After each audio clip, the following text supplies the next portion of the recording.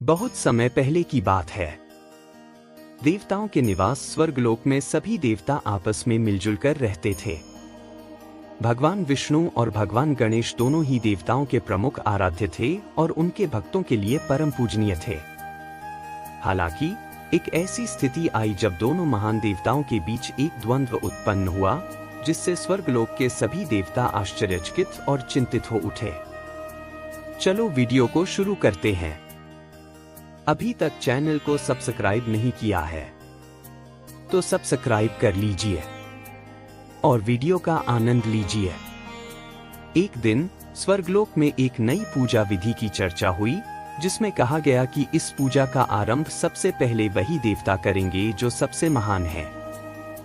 भगवान विष्णु और भगवान गणेश दोनों इस पूजा को करना चाहते थे, लेकिन नियम के अनुसार पूजा का आरंभ वही देवता करेगा जिसे सभी देवताओं द्वारा सबसे पहले पूजा योग्य माना जाएगा।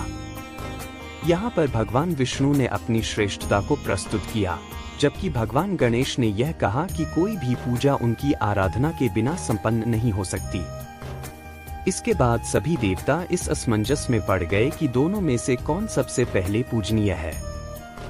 तब ब्रह्मा जी ने सुझाव दिया कि दोनों के बीच एक दौड़ होनी चाहिए और जो देवता पहले पृथ्वी का चक्कर लगाकर वापस आएगा, उसे ही इस पूजा में सर्वप्रथम पूजा करने का अधिकार मिलेगा।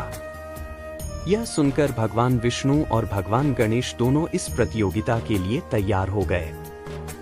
दौड़ शुरू होते ही भगवान विष्णु अपने गरुड़ वाहन पर सवार होकर पृथ्वी का चक्कर लगाने के लिए निकल पड़े। गरुड़ अत्यंत तेज गति से उड़ते थे और भगवान विष्णु ने बड़ी तेजी से यात्रा शुरू कर दी। दूसरी ओर भगवान गणेश का वाहन मूषक चूहा था, जो गरुड़ जितना तेज नहीं था।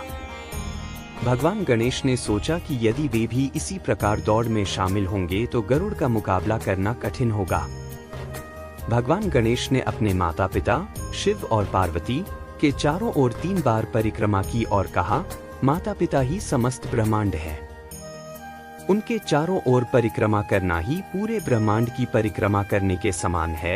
यह कहकर उन्होंने पूजा समाप्त कर ली और विजेता घोषित किए गए।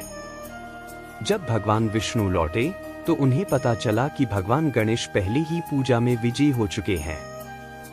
भगवान विष्णु को पहले तो थोड़ा आश्चर्य हुआ, लेकिन फिर उन्हें भगवान गणेश की बुद्धिमत्ता और उनके माता पिता के प्रति प्रेम का आदर हुआ। उन्होंने भगवान गणेश के प्रति सम्मान व्यक्त किया और स्वीकार किया कि वे सचमुच पूजनीय हैं। इस तरह यह कथा हमें सिखाती है कि किसी भी कार्य में बुद्धि का होना अत्यंत आवश्यक है और प्रेम व भक्ति से बड़ा कोई कार्य नहीं। धन्यवाद वीडियो को देखने के लिए।